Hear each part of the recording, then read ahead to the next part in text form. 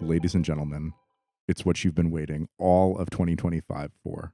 The Hell Money Podcast annual astrological predictions episode, brought to you as only the Hell Money Podcast production team can bring you, the intersection of Bitcoin and astrology. Here we lay it all bare. What's going to happen in 2026? What's going to happen in Bitcoin in 2026?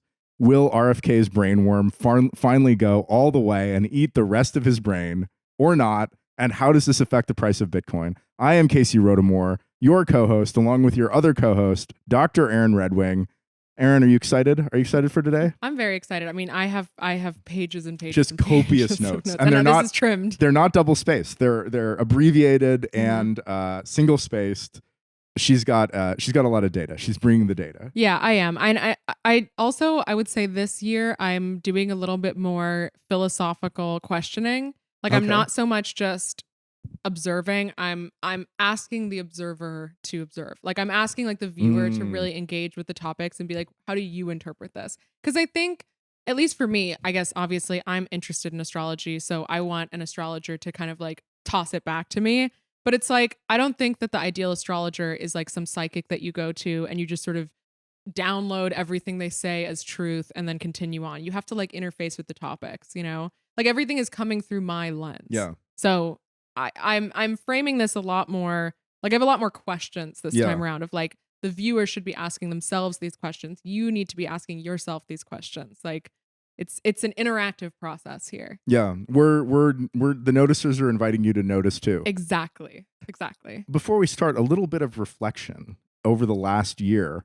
What's changed about your astrological practice over the last year since the last time we did this episode? I mean, I would say in terms of technical astrology, it's the same. Like, I mean, there's always rabbit holes you can go down, but I think at some point, if you're really focusing on the minutia of the astrology, you start missing the point, like any field. You know, if you're just focusing on like this tiny little detail, some people really like that type of work. I prefer more big picture stuff. So I would say the major change for me this year is I'm integrating more of just like a holistic prediction perspective of like, here's what I see going on besides the astrology. And then here's how I think it relates to the astrological themes, which is good for an astrologer to not just be only focusing on the astrology. You have to understand the world around you as well. And I'm trying to get a little more psychic. So what do you mean more psychic?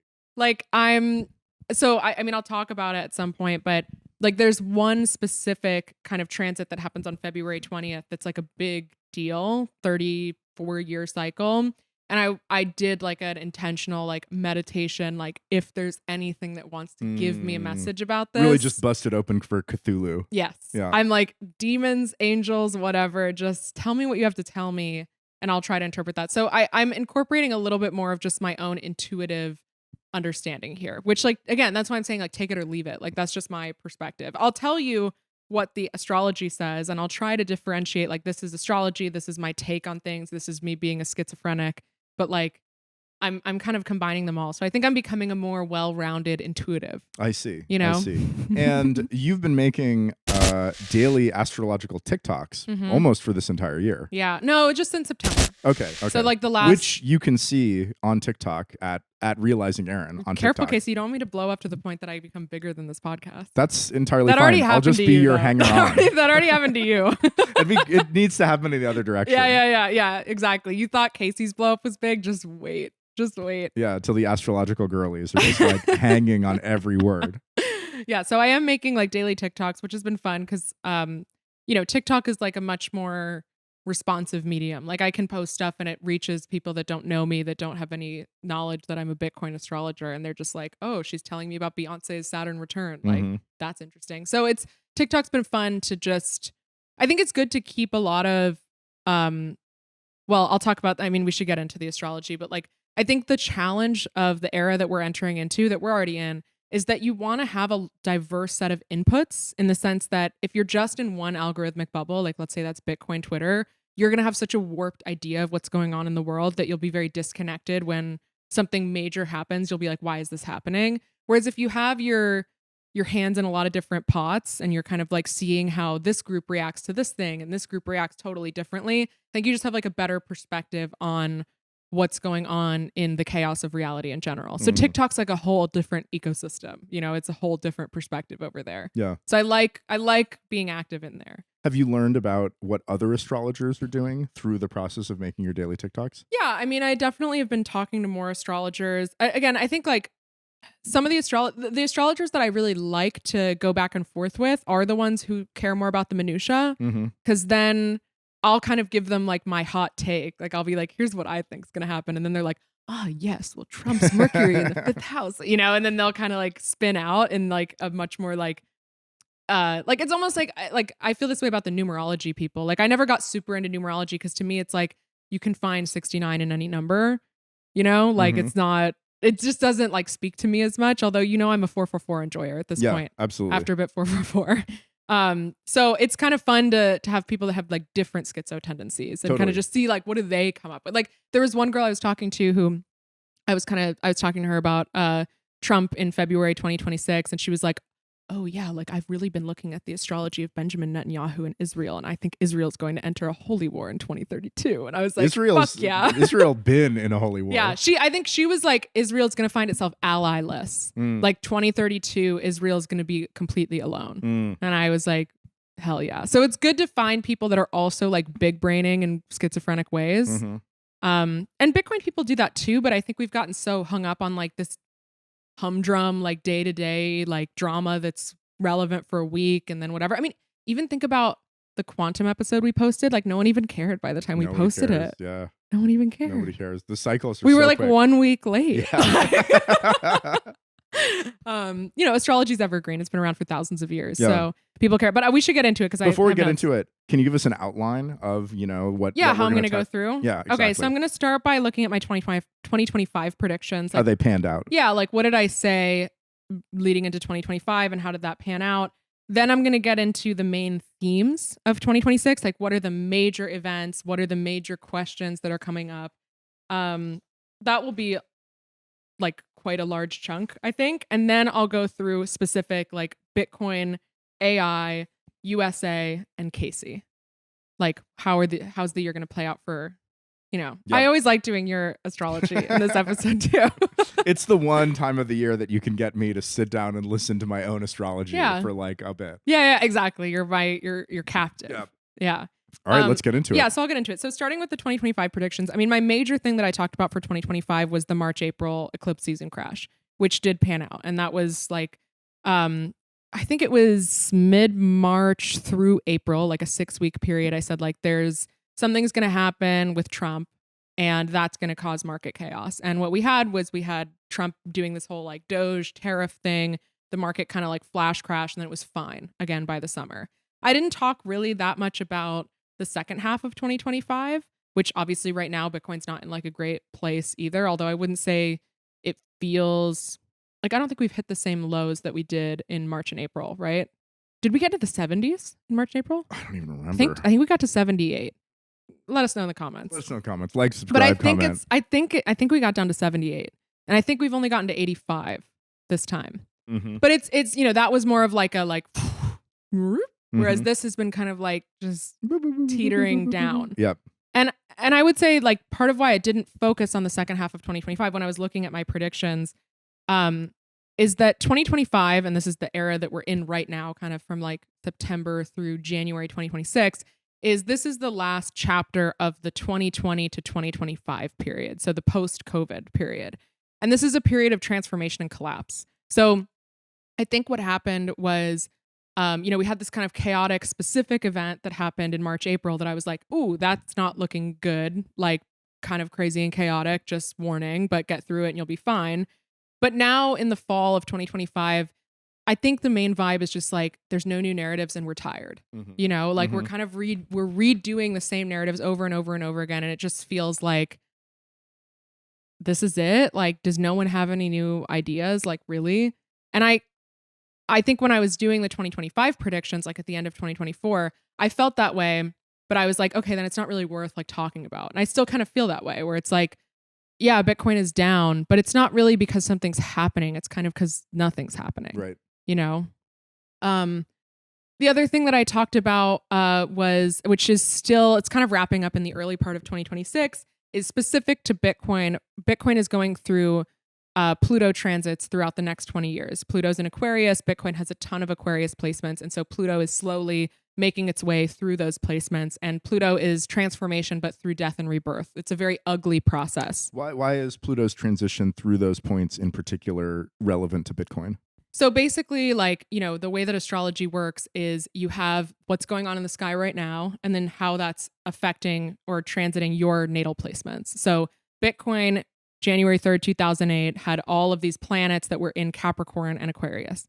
And Pluto was at the beginning of Capricorn when Bitcoin came about. That's a huge thing that astrologers associate with Bitcoin is Pluto entered Capricorn, and you had the financial crash, and you had things like Occupy Wall Street come out of that, and also Bitcoin. And Bitcoin was this kind of like small thing that built slowly over time.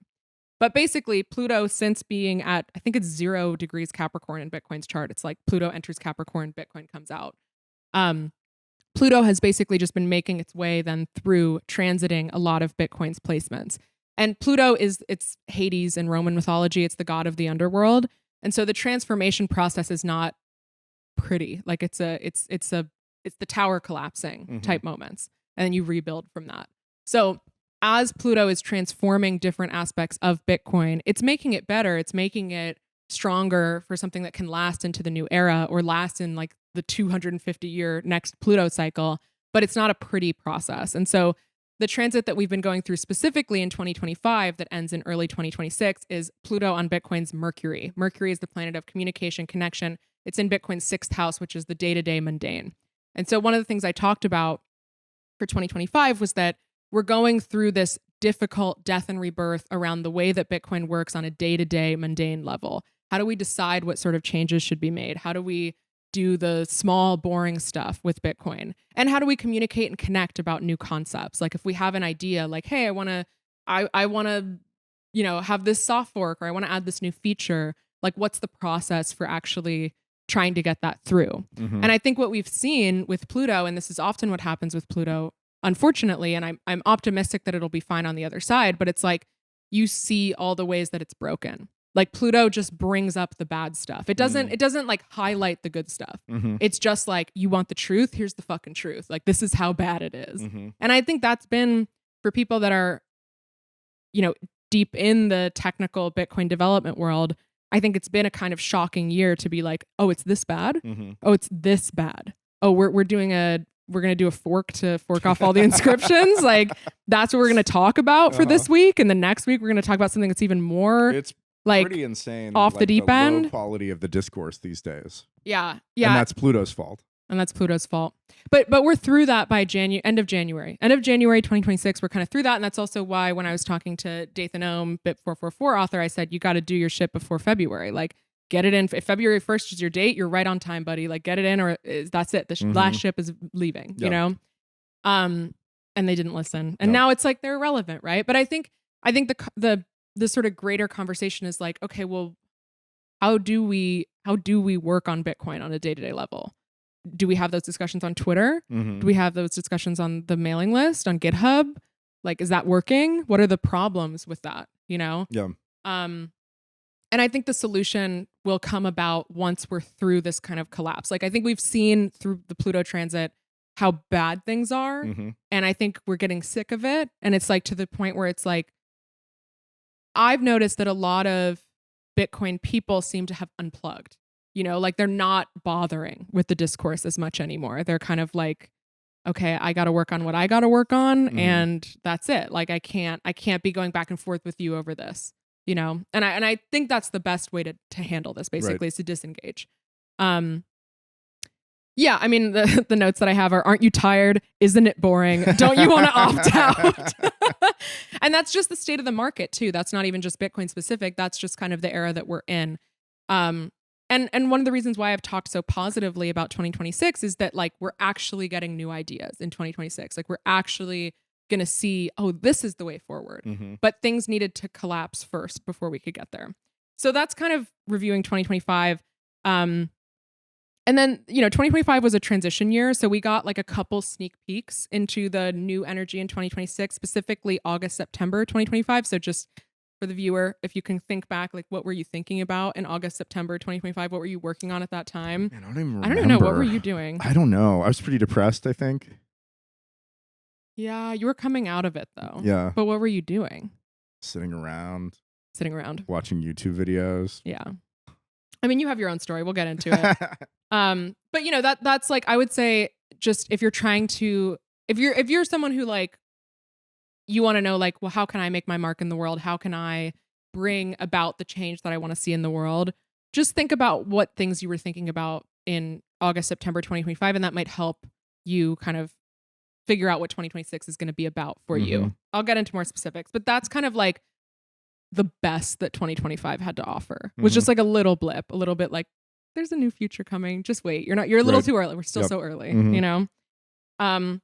2025 was also a water snake year. This is Chinese astrology. Water snake year. And then 2026, starting February 17th with the Chinese Lunar New Year, is the fire horse year.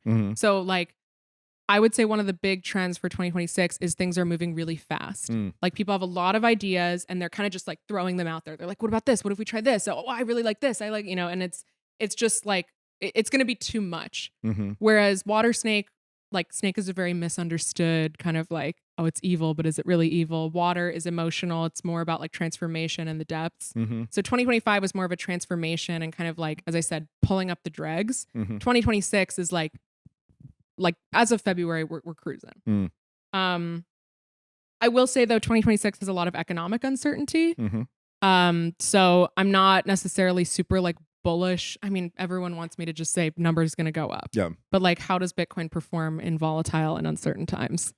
In strange and unpredictable ways. Exactly. Yeah. So I don't really know what's going to happen. They're clicking off now. Okay, we're not, no price prediction. I don't really know. Like, is this, you know, I think also a lot of Bitcoiners talk about this point where Bitcoin, like, where it diverges from the stock market, where like, oh, maybe stocks are going bad, but people realize that Bitcoin's this safe haven. And so then Bitcoin goes up, you know. People have been fucking banging that drum for a while. Exactly. And it's like, I'm not going to bang that drum just because I think that could happen now. You know, it's like, it seems like uncertainty usually leads to volatile, uncertain times for Bitcoin. I think that trend will probably continue and we're just going to kind of keep going up slowly. But it's not a bad year for Bitcoin. It is just, I think a lot of the AI uncertainty is going to kind of spread its tentacles throughout like all aspects of the market. So, yeah, I'll get into then kind of the big questions that I think 2026 is asking. So, as I said, the 2020 to 2025 chapter was like a collapse chapter.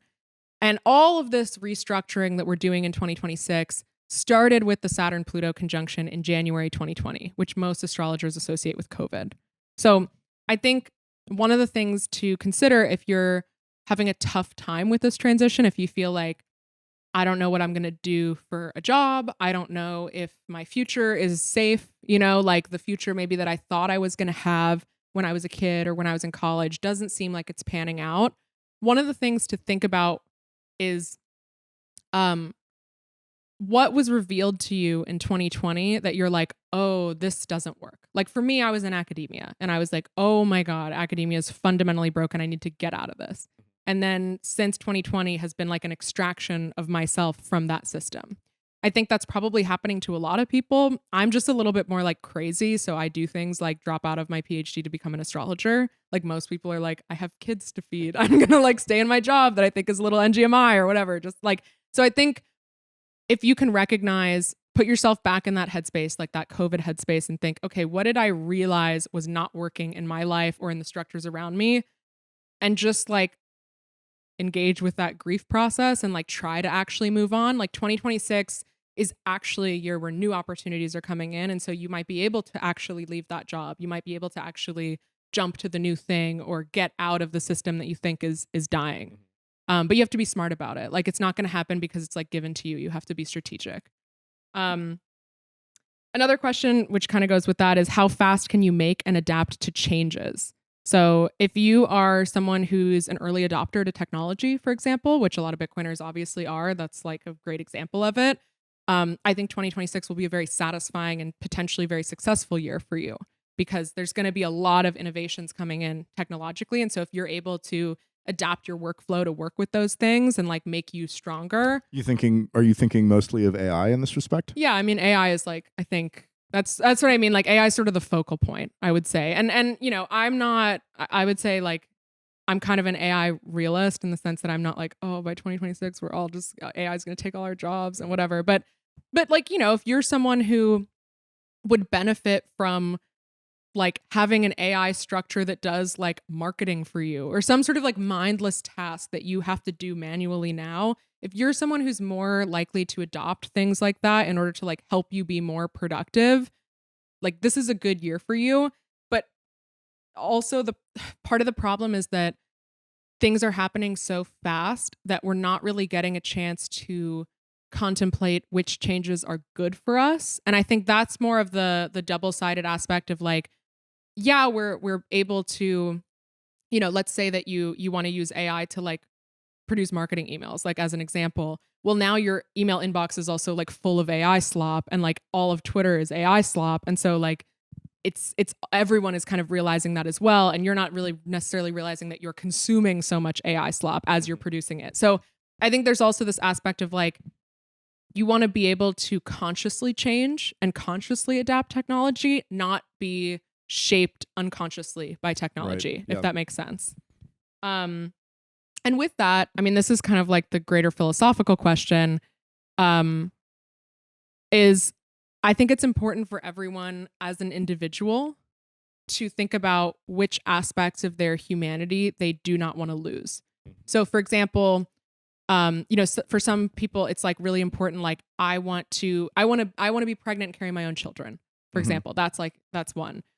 Whereas, you know, you look at like the Kardashians and they're like using surrogates for all their children, right? They're like growing test tube babies and they're outsourcing that.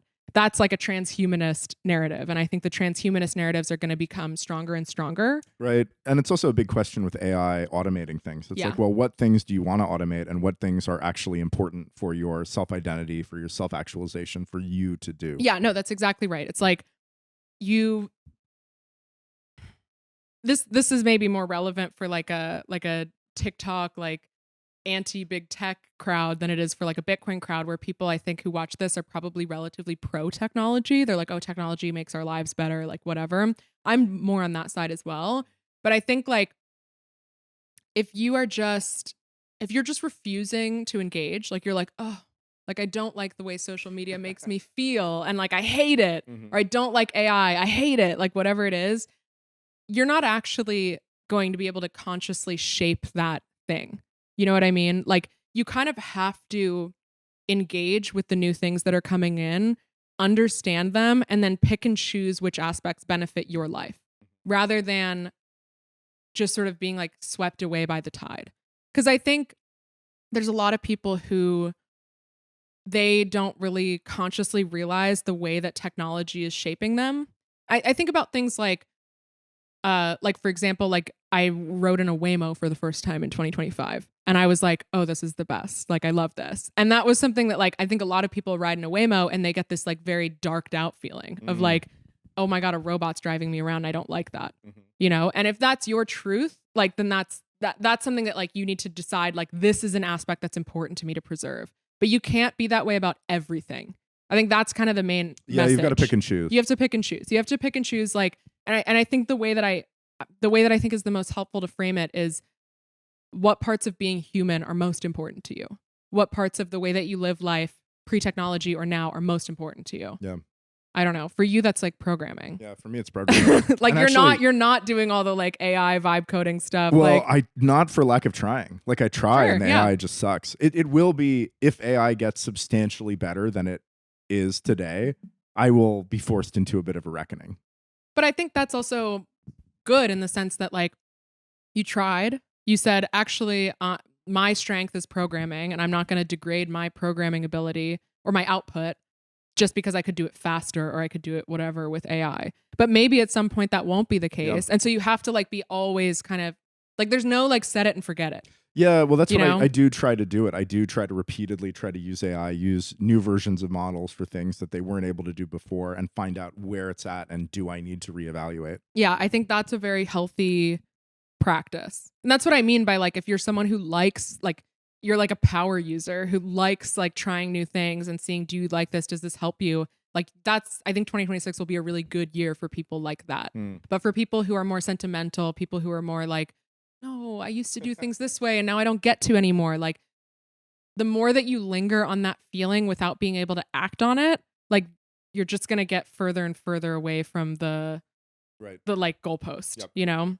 Yeah. And like kind of the final question with that is, so like we're exiting the phase of transformation. We're exiting that collapse period. And with that, I think we're exiting the phase of mourning that like, it's not productive to just be sad that the world is changing. You have to now focus on, okay, what's the new dream? Like whatever that is for you individually. What would you like to bring into the world? What would you like to see happen in the world that maybe is now enabled by technology? It's enabled by, for example, for me, I can post on the internet and get my deranged astrological predictions out, right? I couldn't do that 15 years ago. So there's a lot of benefits, I think, to being able to just consciously move into the next era rather than focusing so much on mourning and grasping to the things that are falling away. Yeah.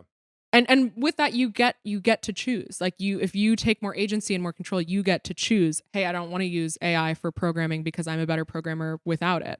Or I don't want to use AI for X, Y, or Z, but I do want to use it for this, you know?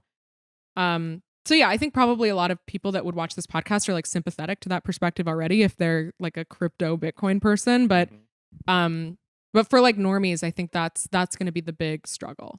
And I guess for the technology adopters, the version of this on the flip side is that they're spending so much time online that their brain is being kind of rotted from that, you know? Like think about how many, I mean, I know, not to name any names, but I know like people that are very smart and were very productive that it seems like they just spend all their time on Twitter now, you know? And that's like the flip side of it, where it's like you're too enmeshed with technology and you might think you're being an early adopter, or you're like, oh, I'm so ahead. I know what's happening. I'm keeping up all the time.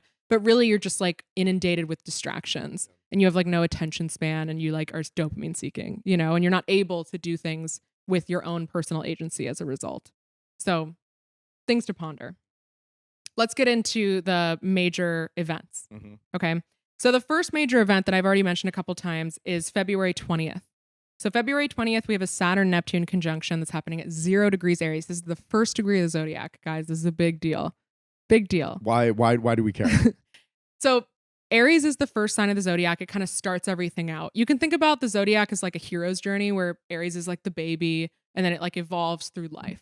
So whenever you have a big event happening in the early degrees of Aries, this is like a big initiation. And you have these two slow moving outer planets, Saturn and Neptune, that just happen to be conjunct at that point.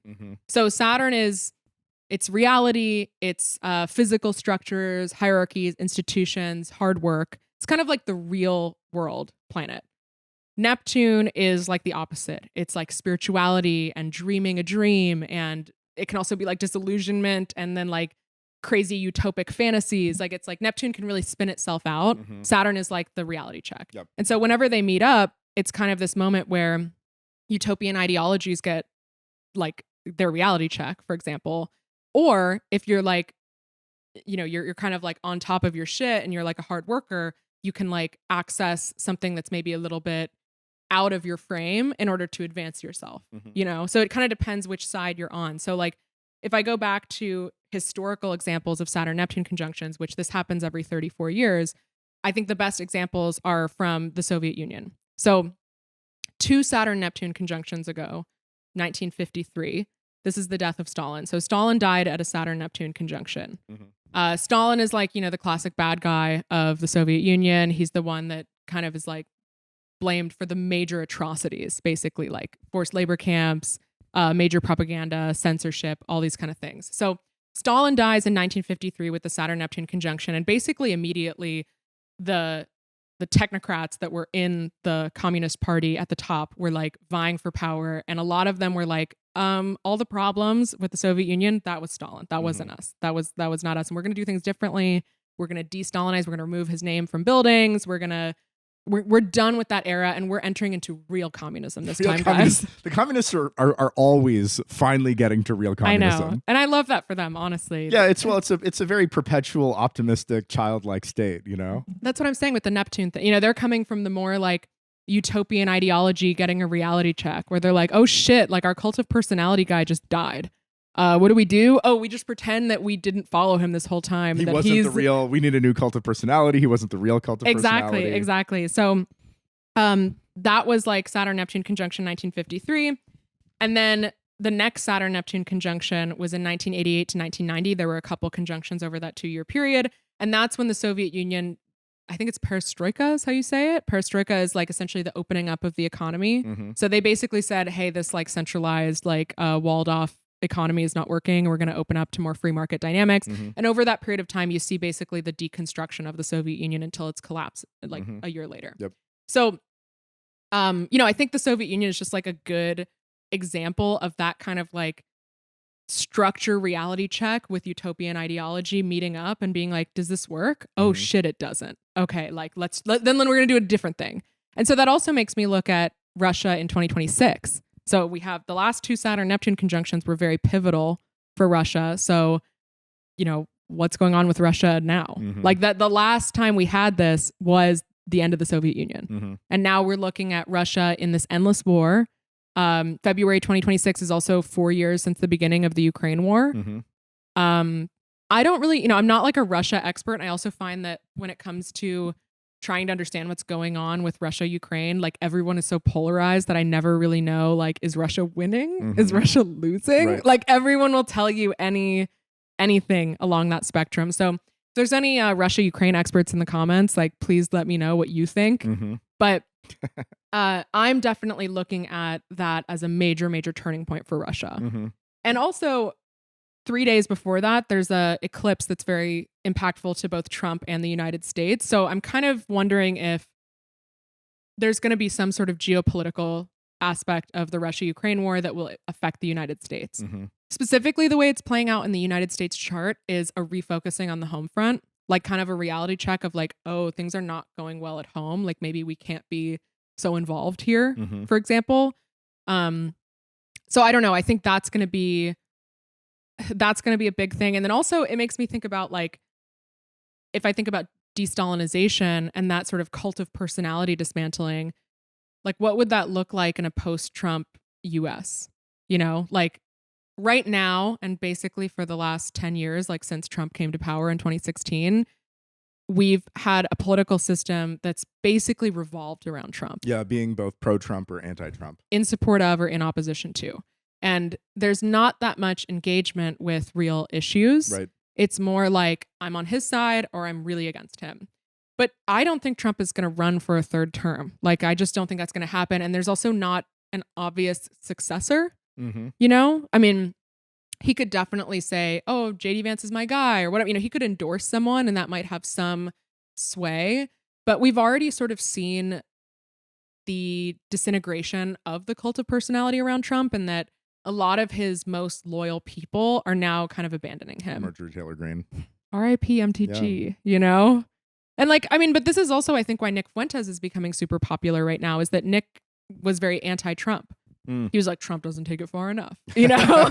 And so like now you're kind of seeing that movement, the kind of America First movement that formed around Trump move away from Trump. Mm-hmm. And so I also kind of wonder, you know, we're getting the midterm elections in 2026, which presumably will not go well for the Republicans. So Trump will have even less power in the last years of his presidency.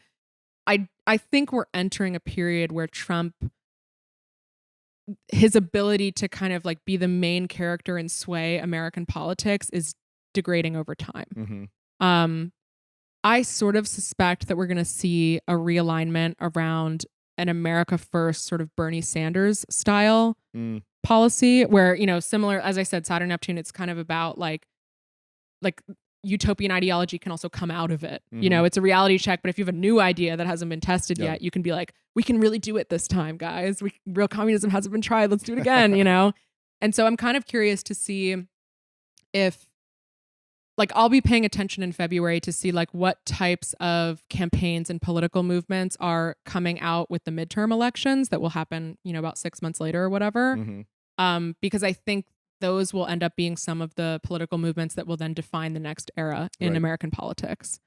I don't know exactly what that will be, but I suspect it's like America First realignment, where I kind of think the tech bros are going to stay in the Trump like world and try to just do an oligarchic control. And then you're going to see these sort of like, well, why don't we just print money and give everyone everything for free type of thing come out from the other side.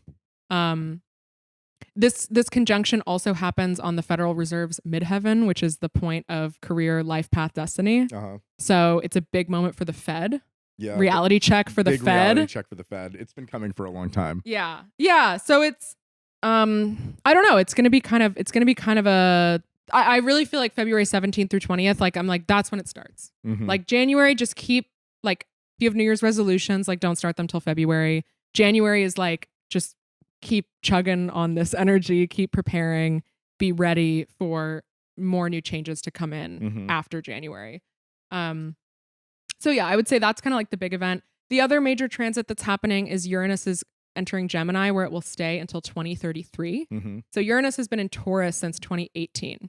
Uranus is like the revolutionary, the rebel without a cause. Wherever Uranus is just sort of like stirring shit up, but it's not really trying to like achieve a certain end. It's more like this doesn't work and I don't like this. And like, and so a lot of astrologers associate the 2018 to 2026 Uranus and Taurus era as a shakeup in financial markets, the rise of crypto, for example. All these sort of like new, like, you see things like prediction markets coming about where people are just like, they're like, oh, like we actually maybe don't even need a Federal Reserve. We can just have prediction markets. Or like we don't need elections. We could just prediction market. Like we have this kind of like crazy revolutionary, but not really with much direction shakeup that's happened in finances. Now Uranus is moving into Gemini. And Gemini has a lot more to do with information. That's Gemini is the sign of information and learning. So this is what when I talk about things moving really fast, a lot of ideas coming in, that's kind of what I'm talking about is like Uranus and Gemini is like, what if we try this? What if we try this? Oh, do this, do this, do this. It's a lot of like fast ideas that are maybe not fully baked, or have negative consequences that you might not like consider initially. I think there's going to be an acceleration of the discourse to the point where you won't even know what the state of the discourse is. Like there's going to be so many thoughts and opinions flying around that you'll be like, wait, that group now is in support of this, and it's like incoherent, but it's kind of just like vibing on talking. AI is also kind of the obvious thing here to shake up an information and just like slop, just like more like just more text, more information, more content, just inundated with information to the point that you don't know what's real. But also with that, I think there's like Gemini is the ruler of learning. And so I personally think there's going to be a shakeup of the academic institutions as well. Like, what does it mean to get a higher degree, especially in a post-AI world? Like, what's the value of a degree? What does it mean to learn? What's valuable to learn? Yeah, I mean, I think that there's the intersection of AI and education is a lot of people get degrees to kind of prepare them for these like email jobs. And it's specifically these like sort of email jobs that are just being, decimated, like copywriters, social media managers, marketers, etc. And so it kind of leads to a reckoning if those email jobs don't exist, like what is the point of higher education gatekeeping them at all? Yep, exactly. Yeah, it's and Gemini is also two-faced. So I think there's going to be a lot of things and ideas that come up that maybe initially you think are bad but are actually good, or that you initially think are good but are actually bad. Like, oh, it's going to be so great to have this new technology, and then it's like turns out there's this like terrible side effect of it, or like the infrastructure of like our security is terrible and like everything gets hacked. It's like going to be stuff like that. Where that sort of like trickster kind of like Gemini two-faced thing comes out as well.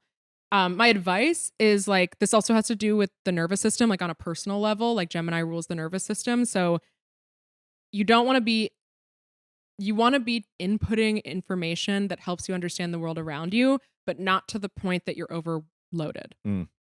You don't have a practice for unplugging, like now is the crucial time to figure that out, whether that's meditation or spending a weekend in nature with no service or whatever it is. Like finding ways to withdraw from the information mental space to give it a rest, like you have to do that. You have to do that. And I mean, that's just generally good advice, I think, in the digital age. But I think especially like you need to be able to unplug, and crucially, you need to be able to prune distractions. Yeah. You need to be able to be like, this thing, I'm deleting Twitter off my phone, or I'm not looking at my phone for the first hour of the day. Whatever it is, like you need to be able to withdraw your mind from just constant inundation of information. But if you're someone, again, if you're an early adopter, if you're able to consciously work with the new ideas that are coming in, this can be like a super strength. Like you can be the smartest version of yourself ever. Right. In a sense, you just have to be able to have the personal autonomy to like control your inputs and not just be a slave to the dopamine system or like the inputs that you need to just feel comfortable to like be distracted. That's a big challenge here. More positively, kind of like the major new energy that's coming in is this minor grand trine that's forming between Uranus and Gemini, Neptune and Aries, and Pluto and Aquarius. And this peaks in July 2026. What is a trine? So a minor trine is essentially when you have 3 planets that are forming a triangle with each other where they're like 60 degrees. It's a 60-degree triangle. So like an equilateral triangle. Yeah, it's not no. It's like a total grand trine would be like this, like an equilateral. This is like a smaller guy. Okay. Like this. So it's more focused, I guess is the way to put it.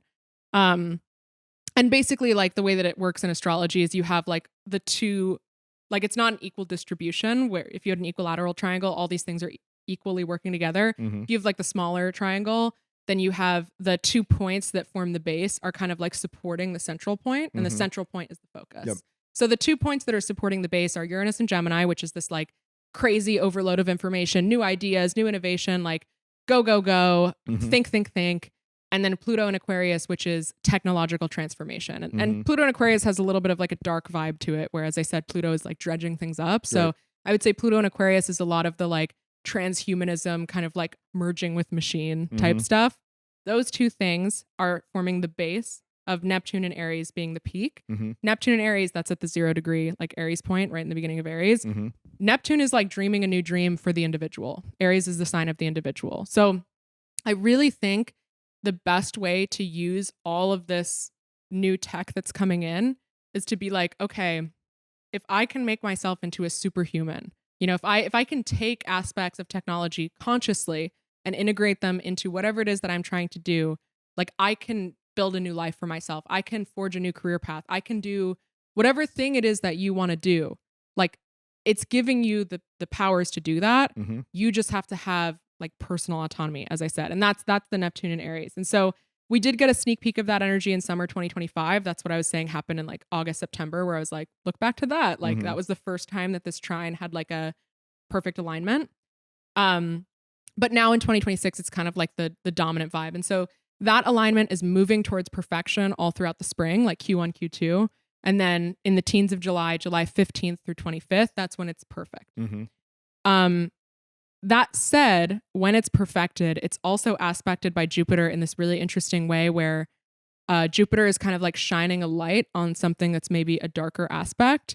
I'll get into this when I talk about AI and the USA, because I think it's probably going to play out there.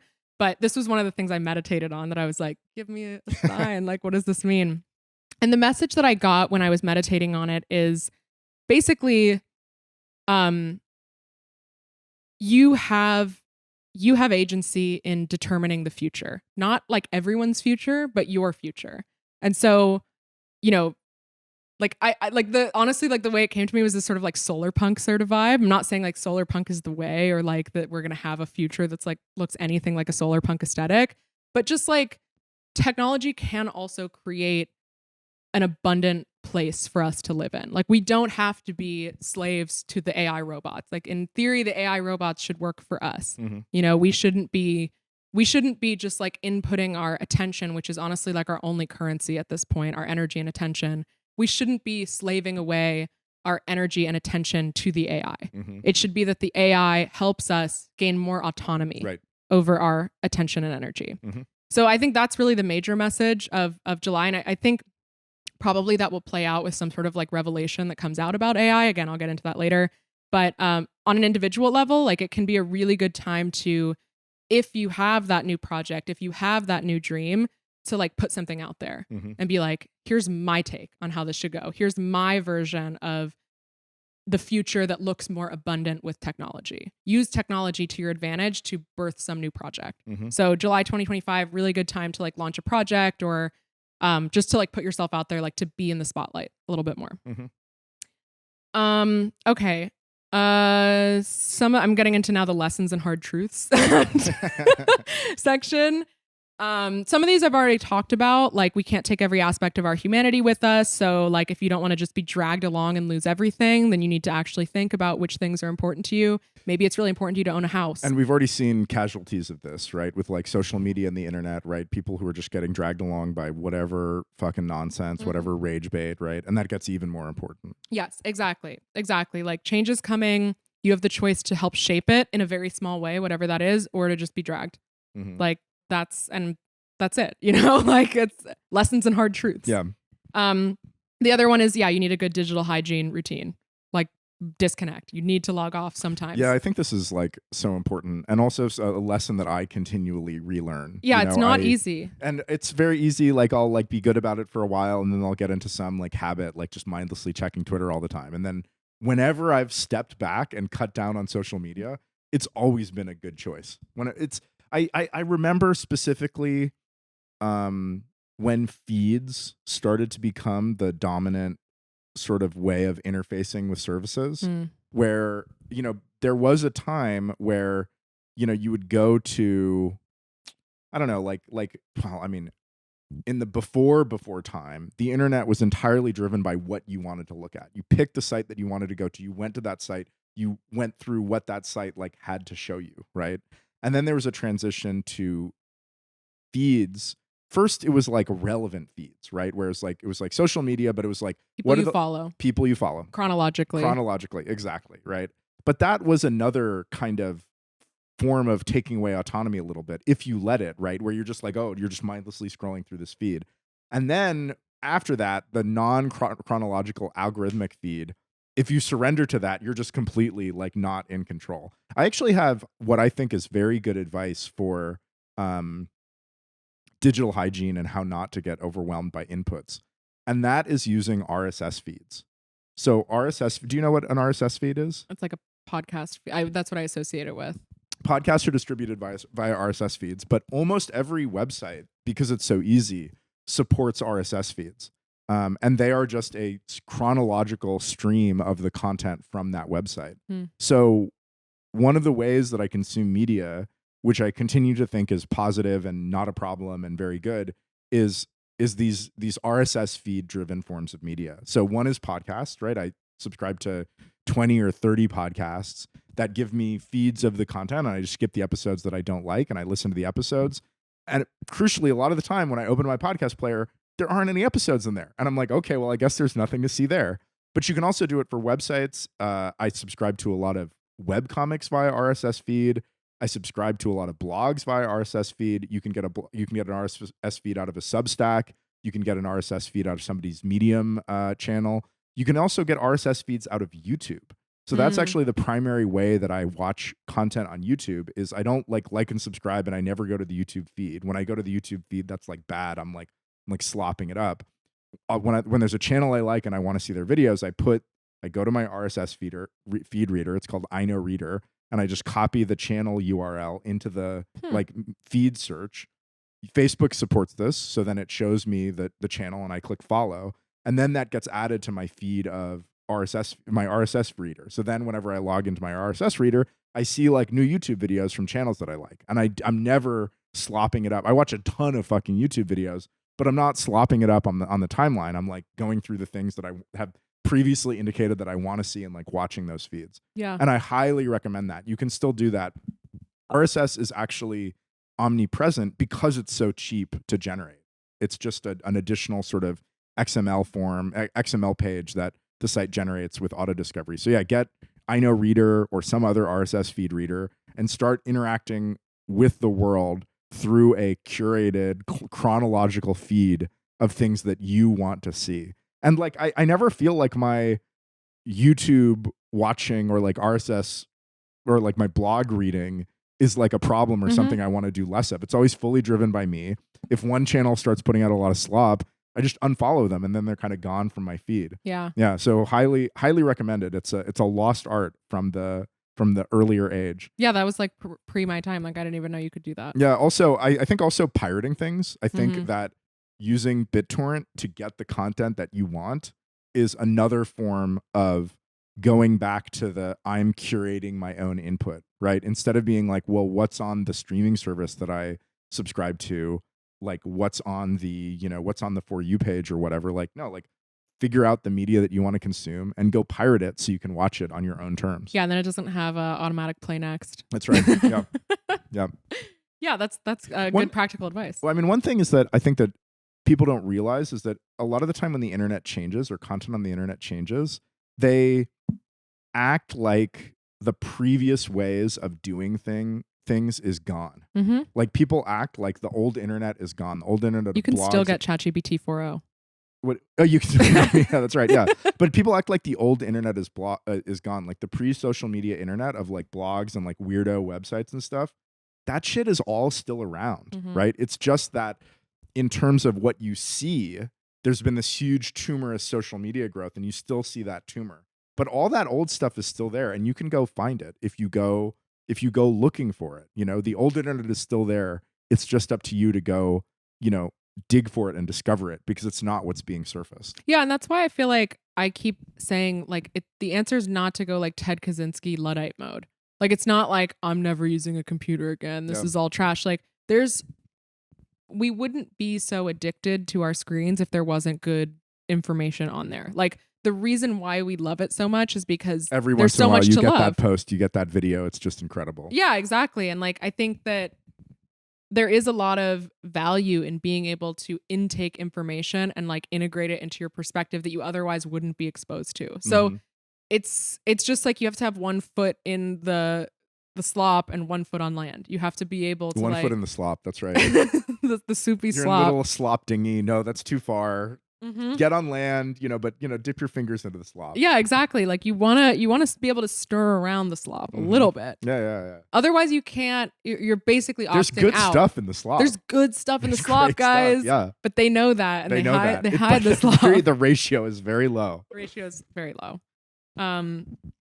Yeah, that's good practical advice. I like that. I kind of do a similar thing. I just have like, I don't go to the YouTube homepage. I just have subscriptions. So I just go to my subscriptions page and I see what the channels that I subscribe to are posting. Yep. And I've done that forever. So it's like, I don't interact with YouTube in like a slop way at all, which is good. I mean, even just being able to watch a long form video, that's good for some of these people. Oh yeah, totally. Yeah. So yeah, that's important. Another hard truth, no one's coming to save you. No. That's what I have written. Yeah. Stop expecting the old structures to suddenly have their clarity moments where everything makes sense. It will not happen. And I think that's a difficult thing for, Bitcoiners really have this problem, right? Where they're like, someday everyone's going to get it. Someday I'm going to go home to Thanksgiving and everyone's going to be like, you're a genius. And like that moment is not coming. Yeah. The best case scenario is grandma has Bitcoin in her 401k and she's not even aware of it. She doesn't even know. Yeah. Exactly. So I think just like from, I don't know, like more of like a like spiritual advice perspective, like the old structures are supposed to collapse and they're becoming more irrelevant because of that. So expecting that at some point the government or the media or the academic institutions or whatever it is for you that you felt like it lost its way, I want it to find its way again. It's not going to find its way. It's just going to become irrelevant. And that's like part of this transformation. There's new things coming up that are going to have more power, that are going to make more sense, that are going to be more relevant. And again, like a lot of this just goes back to like personal responsibility. It's like you just, I think like a lot of the previous era, and by previous era, I mean like the last 2,000 years of the age of Pisces, but I also mean like the last couple decades, particularly in the United States, is this idea that like someone else knows better and they will figure it out for me. Right.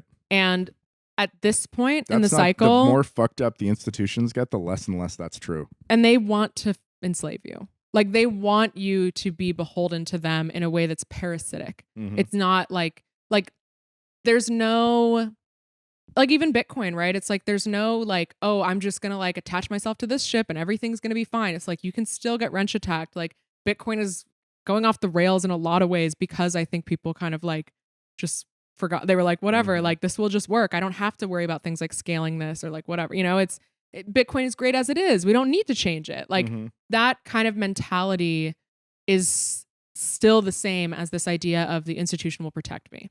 I don't have to have agency here. I don't have to know about it. I don't have to make my own informed decision.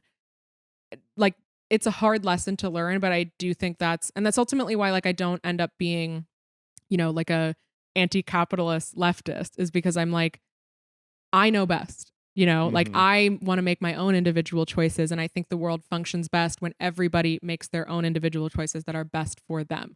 Like that's going to be the best reflection of reality. Right. So yeah, just don't expect that the institutions or whatever it is that you look up to or that you feel like grief over the fact that they're not being what you wanted them to be. Don't expect that they're going to get it. They're not going to get it. And with that, reality's just like splintering in general. Like we're all kind of living in different interpretations of realities and we're all living our own individual truth, like for better or for worse. That's just what's happening. And like empathy in that situation means like being able to understand that someone is in a different reality bubble. And like you have empathy for them. You don't want to be in their reality bubble. You want to be in your reality bubble, but like you need to accept that you're not going to get everyone to see your way, you know? And I think that's a lot of what like online discourse ends up like boiling down to, is like people being resentful that I see that this thing is so stupid. Can't everyone else see that too? Or I think that this thing is so great. Can't everybody else see that too? And it's like, no. Like we're not going to have this like unifying experience that we had in past generations because everyone is so niched. And that's part of it. And it's a good thing. If you are a weirdo that has weird interests and there's like 1,000 other people in the world that have that interest, guess what? You can actually connect with those 1,000 people. And if you had lived 50 years ago, you would just be the one weirdo in your town that was into this thing and you'd be really lonely. So like, it's good that people can like flourish in their own ways, you know? And then, yeah, with that, this is kind of like a Terrence McKenna sort of bit, but things being chaotic and weird is evidence that the transformation is happening, not an indicator that things are wrong. So if the world is making less sense and you feel like there's a lot of chaos and a lot of ideas swirling around, that can be very destabilizing to like your nervous system and your processing system individually. But I just believe that that's part of this. And this is like, you know, this is me being woo-woo here, but like, I just think that's what's happening. And you don't need to make everyone agree with you. You don't need to make things make sense. If you feel like something's wrong, like some group isn't understanding something crucial, you're probably right, but that just means you need to detach. Right. You need to move further away from that. Yeah. You know? And not with like hate in your heart. Like that's a connection that's still maintained. Yeah. When you do that, you know? Right. Yeah, totally. Okay, so those are kind of all the big picture points. Now we can get into specifics for like how the year will actually play out for specific areas. Such as Bitcoin. Let's get into Bitcoin. So Bitcoin, as I said, 2025 was kind of going through this transformation around the day-to-day mundane state of the network and how we communicate and connect ideas. As of January 2026, we are out of that difficult transformation. And that's why I say, you know, things like the fork conversations, like they're spinning their wheels to this point where it's just like it's over. And the only people that are still engaged are people who are clinging. You know, like just don't cling, like let go. But it's gonna happen. Like it's gonna be gone. Like I wouldn't worry about like oh man, like we're gonna have to deal with these guys forever. Oh my god, like everyone's gonna be arguing forever. It's like a toddler that's gonna tire itself out. And we're reaching that point as of January into February 2026. So that's kind of how we start the year, is like wrapping up this like discourse cycle that's been happening over the last 2 years.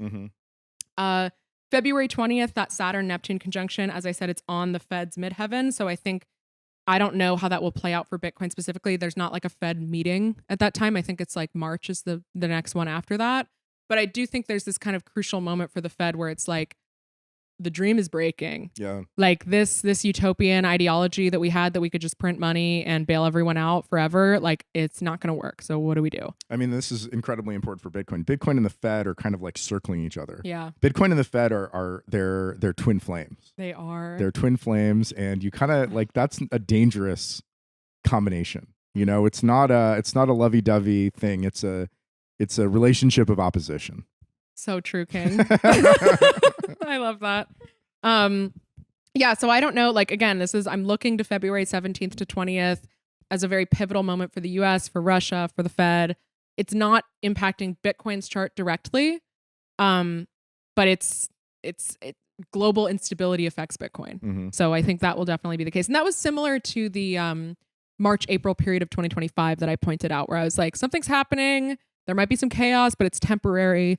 This stuff is not so temporary. Whatever's happening in end of February through May is like, this is the new thing. Mm-hmm. So yeah, again, I'm curious to see what kind of things are announced and what transformations happen in the economy and in geopolitics, because I think it's setting a new system. Like this is not just a blip. Like the March 2025 stuff, that was just like, oh, the tariffs weren't even real. Mm-hmm. You know, like it's like the Trump Doge stuff didn't even fucking happen. It just was a moment of chaos, you know, but this is for real, for real. March through May for Bitcoin is like, it's an emotional transformation. It's restructuring the way that we relate to Bitcoin. Particularly Bitcoin has this very strong like warrior archetype. Like I'm going to fight and I'm going to win and you can't stop me. Like that kind of thing. That side of Bitcoin and the way that we relate to it, the kind of like emotional connection that we have to it, is being transformed over that time.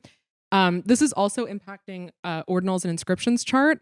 And so I'm kind of wondering, you know, you can kind of look at ordinals as this like wound that happened to Bitcoin. Right. You know? Yeah. Like where it really fractured the culture. It revealed the dark sides of a lot of like talking heads in Bitcoin, particularly like the gold bug maxis that just like don't know anything actually. Also, I mean, like the wound idea is like pretty apt. I mean, it created something within Bitcoin that a certain fraction of Bitcoiners really hate. Yeah. Before Bitcoin was this pure thing, everything about it was good. And all of a sudden they're like, oh my God, people are doing shit coins on Bitcoin. Yep.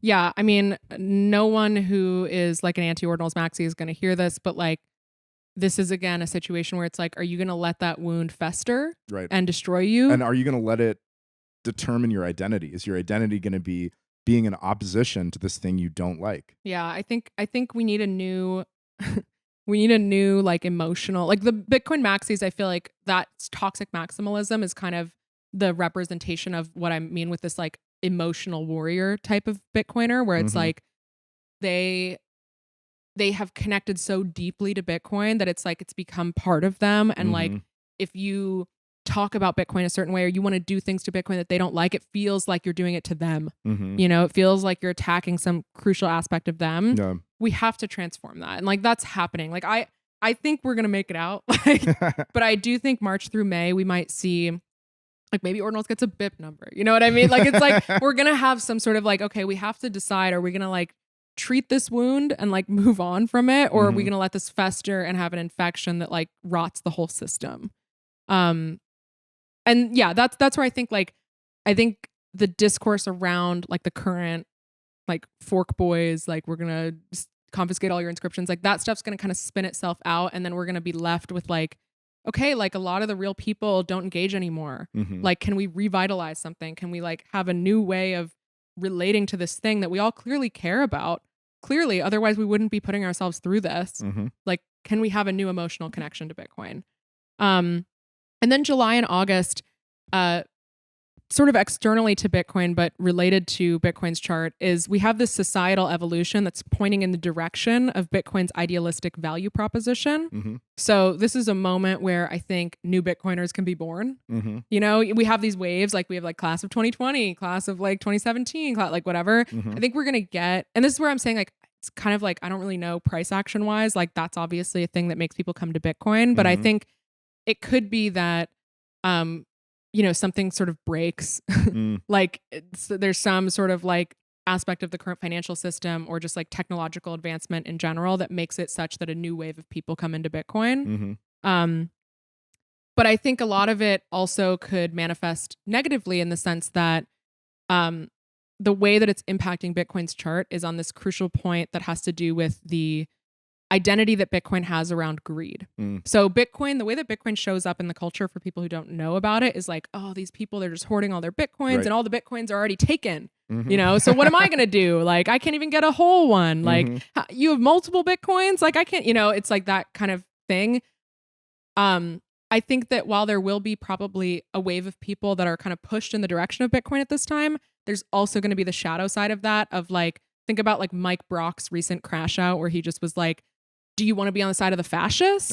You know, do you want to be on the winning team that's evil? And it's like, yeah, I do want to be on the winning team. I'm not a part of them though. You know, like I think there's probably going to be a revitalization around this kind of like hoarding wealth. Like these people just want as much as they can have. And like, is it right for them to profit off of the destruction of the financial system? Well, and that narrative gets, the worse the financial system does and the better Bitcoin does, the more that narrative gets pumped up. Yes. I mean, and that could be a serious issue. Yes. And that's where I see it kind of going in September through November is like the dark side of the revolution. Like, have we become the group that we resented? You know? And that's I think a lot of the pushback against the institutional adoption of Bitcoin. Like the Bitcoin people that are like, no, Bitcoin is for the people. I don't want BlackRock to be the major holder of Bitcoin. I think that conversation is going to come up a lot in the fall in terms of like, is Bitcoin actually fulfilling its revolutionary promise? Or are we just like transferring wealth to a new group that's going to treat things the same way? Right. But then by December we have like a renewed why. Like it's like, okay, like we're figuring it out. We're gonna get it. Like, so I would say it's more of an internal year for Bitcoin. It's not so much about you know, Bitcoin integrating into like the financial system and oh, now you can buy it with your 401k or like whatever. It's not so much that. It's more like in the rubble of like the current state of affairs where like the Bitcoin treasury companies didn't really pan out. Like Bitcoin development is in like a very low vibe situation. Like how do we move forward and like why are we all still here? Like why do we still believe in this? That's I think kind of the big question for Bitcoin 2026. But I'm still here. Price predictions? I don't think it's going to be that no, great of a year. I don't like know. 110 something. I guess the Jeremy episode will be posted after that, which is where we did our price predictions. Okay, so look forward to the Jeremy episode where you'll get our price predictions. Now going into AI. So AI, I think, is more the main character of this year. Yeah, right. Yep. So January through February, and for AI, by the way, I looked at ChatGPT's chart and Sam Altman's chart. That's obviously not all of AI, but I think when it comes to like American AI, that's like the big player. Right. And OpenAI is also like way over invested, you know, like there's all this kind of market dependence on OpenAI's success. I think that OpenAI's centrality may begin to fade just given how competitive AI is and how there doesn't seem to be much of a moat between OpenAI and other AI companies, right? They're figuring out what the chart of AI is might get more and more complicated as it becomes more and more fractured. Yeah. I mean, I'm curious to see like, this is part of why I like doing Bitcoin astrology is like, I just look at Bitcoin's chart and like, that's it. There's not like another chart, but AI, it's like, what is AI? Like, do I look at DeepSeek's chart and Gemini's chart? Like, how do you pick what's relevant? You know?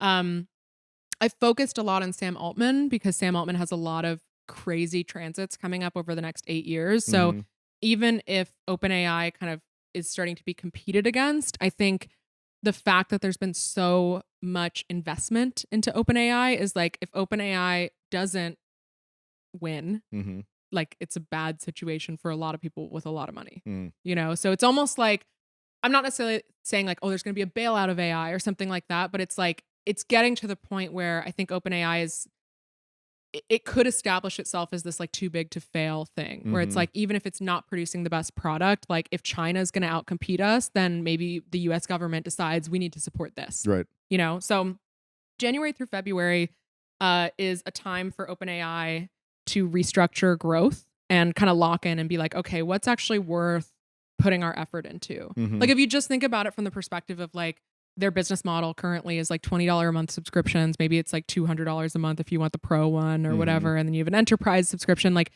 if you just run those numbers, they can't make profits to the level that they need to in order to be a profitable company. Right.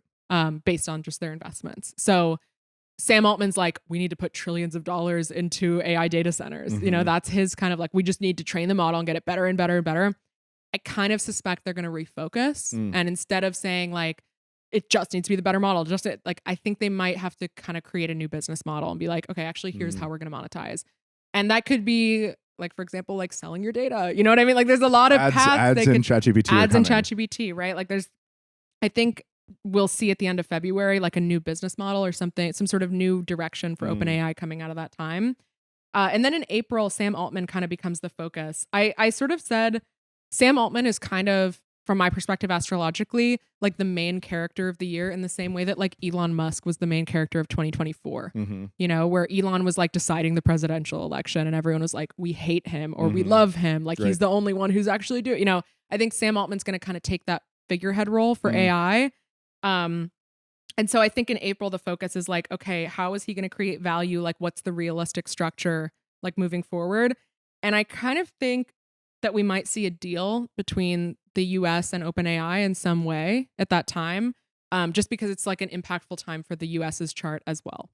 And then in June, July. What kind of deal? Like some sort of like public-private integration? Yeah, like think you know, military industrial complex style, like OpenAI could become our Boeing, you know, where it's like we can't let OpenAI fail because if Boeing fails, then we no longer have US made airplanes, you know, that kind of thing. I could see that coming out of this time. But with that, I kind of think Sam Altman's going to get scapegoated. So, yeah, it's like in June, July, there's kind of this like reveal that happens. And that was what I was talking about with like, there's this nice alignment that you can use personally, but also like the structures of society might feel like, oh, this isn't working anymore. And people are like looking for a new thing.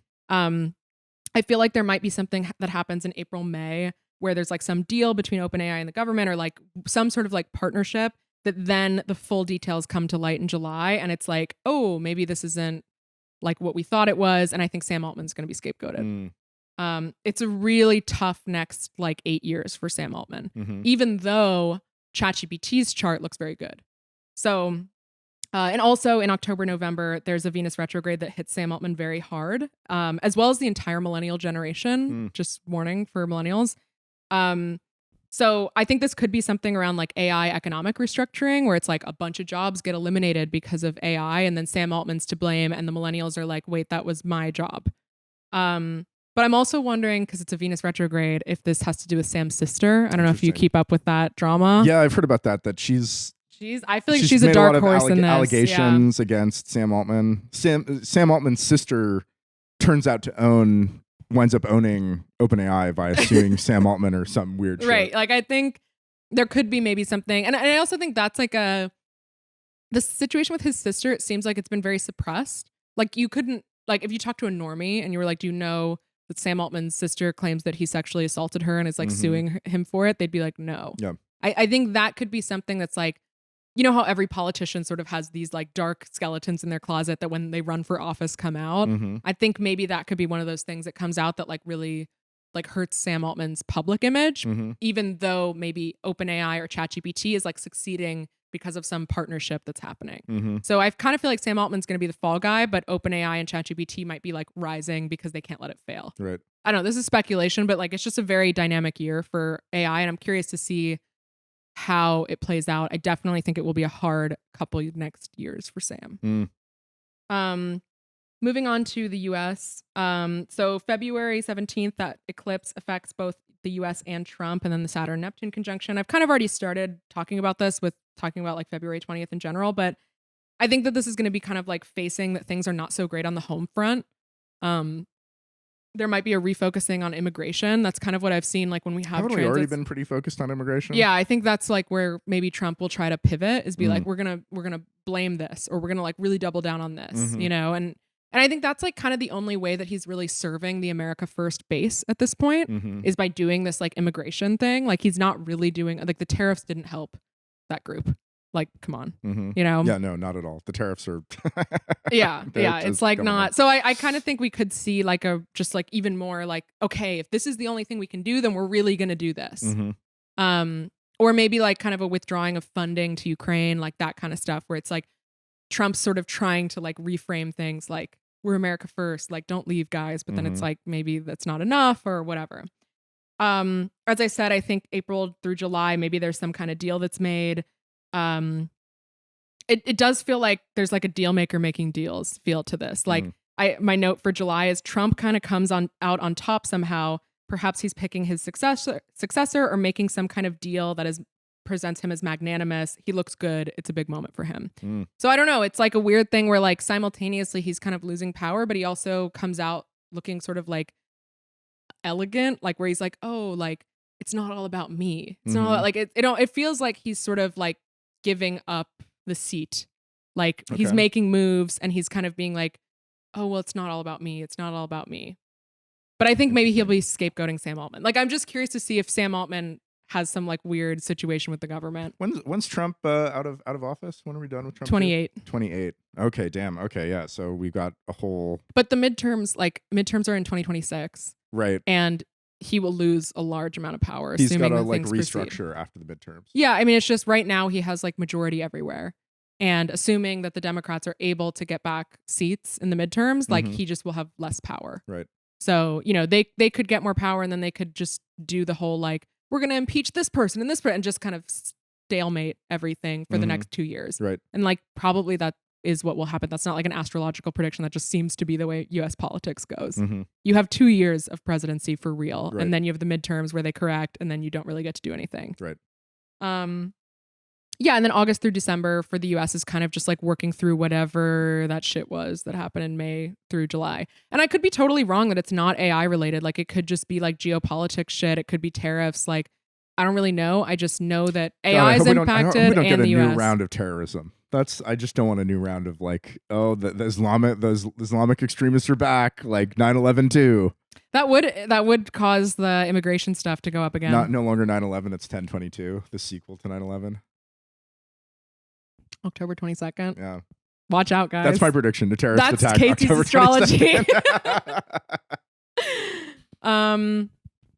Yeah, I think that's basically it for the US. Now we can, I mean, the last thing is your astrology. I mean, this is a lot of powerful stuff. This is powerful stuff, guys. You're getting so much alpha. And like, I don't know, I could be wrong about a lot of the like, especially the AI US stuff. I'm kind of just like speculating. I just know that it's big for both of them at the same time, you know? So it's like, okay, like what? Like it could be that the Fed just really fucks everything up and everyone's like fucked, you know? Like it doesn't have to be that these two things are in the driver's seat, but they're very affected by whatever's happening in that like May through July period of time. And I do think like that's why, you know, when I was talking about big questions and big themes, I kept coming back to like, don't expect the systems to make sense. Just do what you need to do. Like, don't get distracted by all these stories. Like, they're going to become more nonsensical and irrelevant. And like, you just need to be able to take what you can from that and build your new thing. So maybe that's like final words on the advice. So now I'll get into Casey. Okay. So Casey, January 24th, you have an aspect that affects you and Ordinal's chart. And so I kind of think this is like I think you're finishing Ordinals. Oh, damn. That's like my big prediction. I think the project is done. Finally done with it. Like the notes that I have are final goodbye to what you worked on for the last 3 years. Saturn asks, what do you want to accomplish in your life that's worth all the work it's going to take? And like, I feel like that was the Ordinals project for you. It's like, oh, it was worth it for you to like dedicate all these years to like building this thing. I think so. I think so for sure. So I kind of predict that January 24th, which will be 3 years since Ordinals like blasted off, which was like January 20th, 2023. That's going to be like, okay, Casey's like done with his part of this, you know? So, you know, this is where I can affect things with my astrology predictions because I can push you in that direction too and be like, all right, ship this feature. Ord 1.0, January 20th, 24th. Yeah, then Ordinal's growth gets restructured like a week later. So I would say if you're like a trading person, like this could be a market bottom. Because it's restructured around my personality. No. I think it's just like, it's like, this is done. Like the Ordinals project is like done, you know, from the like core protocol perspective. Then it's like, okay, well, it's in the community's hands now. You're the devs now. You're the devs now. February through March for you is a big restructuring around your personality and the way that you put yourself out in the world. There's like a divine timing aspect and like a surrender, letting go. So I think this could be like a new direction. Is this when I finally like burn out and become a carpenter, like for real? It could just be like you're playing shows and doing your visuals engine stuff. Okay. That's kind of what I think it's like you're kind of like letting the new thing that you're doing be more of like your identity. I see. And then June is when you like really fully come into that public facing aspect. So I think maybe like you kind of finish up ordinals and you're like, okay, now I'm like doing this. And like, what does that look like? What are the things I actually want to do? And like integrating that more into your life. And then in the summer, you have more of like a peak, like I'm doing it, you know, and like you're more public about that. The second half of the year is a little more internal. There's a little more difficult stuff going on. So in August through November, you're dealing with themes about how the experiences that you've had have made you who you are. And there's like a dark feminine angle to that. I do think that the Venus retrograde that's happening, I think it's October 3rd through November 13th, something like that. I feel like that's clearly about Okay. That's fine. I don't care. Because that Venus retrograde is hitting you very personally, and like it sure that's not when I come out as trans? That could be interesting. Yeah, I'd be a clocky trans woman though. We could figure it out. I could teach you some tricks. Yeah, I mean that Venus retrograde is about your relationships with women, debt, financial matters, life-changing decisions, soul contracts, completions, making the difficult decision. Yeah, I saw that and I was like, oh, I know where this is coming. But then, similar to how Bitcoin, like the renewal of the why, you get that in December where it's like you've kind of like stepped into your new identity and you're like, this is my why. This is why I do this. This is like, I enjoy doing this. So I think it ends positively. Like even the stuff that's more like internal processing, it's like closing out like difficult karmic chapters. Like you're moving into a new phase of your life that's very positive. Yeah. And it's like a new good identity for you. Because that Saturn Neptune conjunction is like on your sun. Like your personality and your public facing like kind of energy is being directly hit by that big burst of like dreaming the new dream, building structure around the new dream. So it's very positive for you. Yeah, I feel like, well, what's your advice? Like, how do I integrate this? What should I do? Is it like, I mean, one thing it seems to me is that it is important to finish ordinals. That is like an important chapter, you know? Yeah, I think so. Beginning of the year, get the things that need to be in. Yeah, and I think that also like, you know, when I was talking about Bitcoin and like, I think I mentioned something like, are we going to let the ordinals wound fester or are we going to move past it? It's like also like, I think if you're done with, and you're like, this is what ordinals is, give it a BIP number or not, like this is what it is. I think that also helps for people to just like move on from that time. Not like they're moving on from ordinals, but like the chasm that like created in certain Bitcoiners. And then also just the fact that that's been the dominant thing in your life for the last couple of years. Like, I think just feeling like it's in the perfect state, like you're happy with how it is. And like, you don't feel like, oh, I need to add this or, oh, I need to do this. Like, I think that's just going to help move to the next chapter where it's not feeling like we can remove these things. We can have a cat and mouse game. And like, where you're like, well, I'll just keep innovating and I'll keep like escape it. Like you're in this position where like you can be the mouse still. And I think you need to be like I think it would be good spiritually for you to be like, this is permanent. Like I'm not changing it, then you're not going to change it either. You know, just to be like, get over it. Yeah. It's done, you know? And then I think like in terms of advice, I feel like the best advice I can give you is about the Venus retrograde stuff, which is like, don't be afraid to go there. Okay. You know, like it's like, I feel like, the dark feminine, like dark psychic forces that like lurk beneath the surface are a very difficult thing for men to deal with in general. But I think you can do it. Okay. You know, so, and I'm always there for you. But it's a good year. It's a new path for you. Okay. That feels it's a new way of you putting yourself out there. All right. I love to see it. Yeah. Okay. Yeah. That's it. I mean, we got through all my notes. Yeah, we got. I don't even know how long we've been recording for, but what do you think? What are your takeaways? It's a lot. I feel like it's a big year. It's a big year. I feel like it's going to be a big, chaotic, consequential year. Yeah, I really do. Yeah.